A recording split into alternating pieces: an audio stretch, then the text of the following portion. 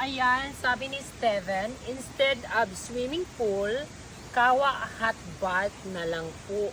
Ang ipadagdag ninyo, madam, pandagdag pa ng attraction sa resort po ninyo.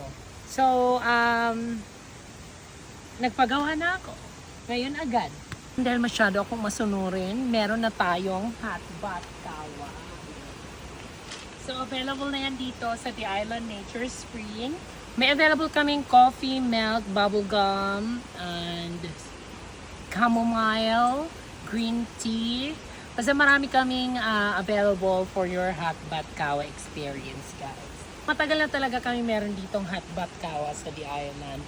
Hindi mo lang talaga nakita sa mga vlog ko kasi hindi ka siguro nanonood. Charas! Keme! Pagka ganito na weekdays and lalo na back to school na, nagbabawas ako ng manpower kasi para less expenses. Ay, nagtagtag talaga yung agay.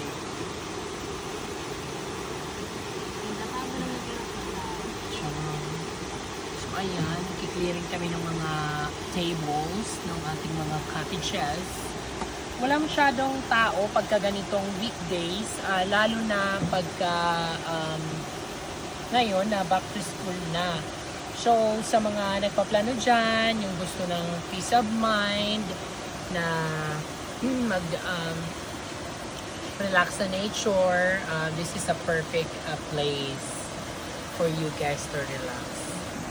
So, every morning namin ito ginagawa, maintain lang ang kalinisan.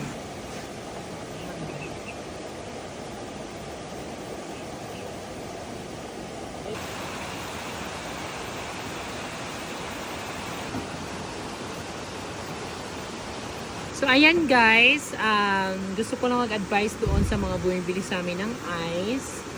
Huwag nyo naman po sana dito ipok-pok yung ice. Nababakbak na po yung mga pintura. Hindi po ito pukpukan ng ice, guys. Kaya mula noon, nung nakita namin yung guest na dito, nahampas talaga yung ice. Hindi na kami nagbibenta ng ice na hindi naka-crush. So, lahat ng ice talaga, sinisigurado namin na naka-flush na bago ibigay sa guest. Sa mga nagtatanong po kung no corkage po tayo dito, yes po, no corkage sa food and drinks, kaya feel free to bring your own.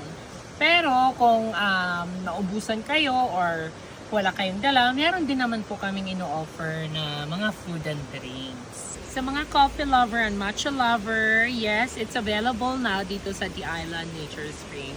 Actually, matagal na siyang available dito. Nakakalimutan ko lang lagi i-flex sa ating mga vlogs.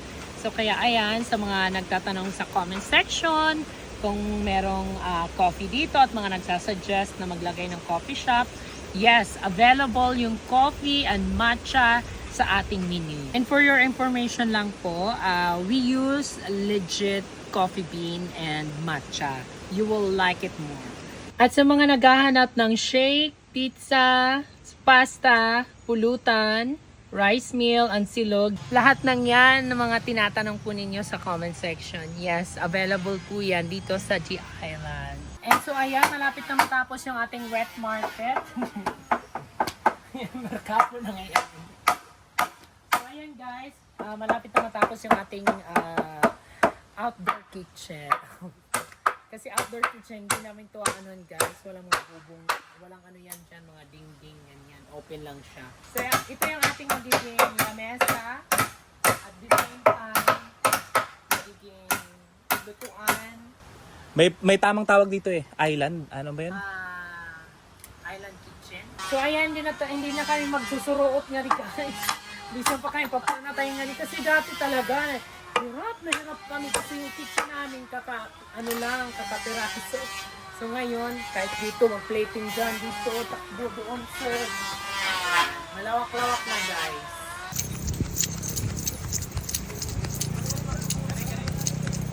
So ito na, may tangke tayo in order from City Hardware.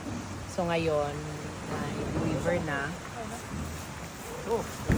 Uy, hinay lang. Stainless yan guys. Madali ito maano.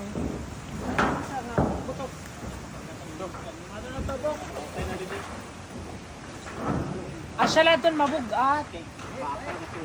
Siya gising nga, pwede dito lang lang.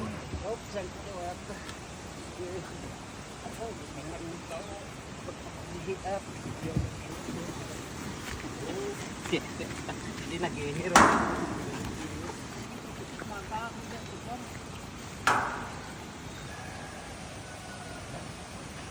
Ano, aking kukuha pa.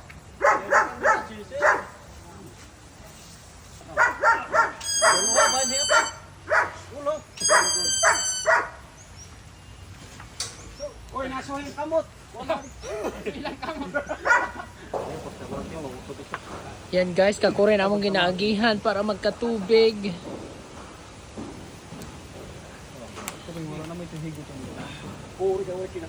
Waray mo nila kakapal.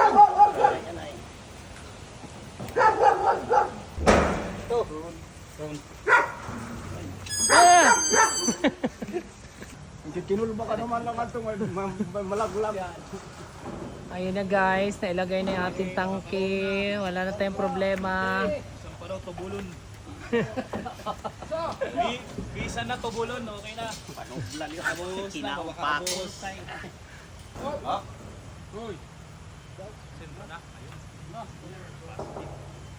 So ayan guys, nilalagyan na ng mga bakal. Kasi yung ating table slash lutuan ay buhos slab. Kasi para pang matagalan. Marami kasi anay dito para iwas to sa anay. Pang matagalan na siya. So ayan, dito ko na muna tatapusin ang ating mini vlog. Please like and share for more mini vlogs. And comment lang kayo kung ano pang gusto nyong gawin namin. Oo, masunurin naman kami. Bye guys!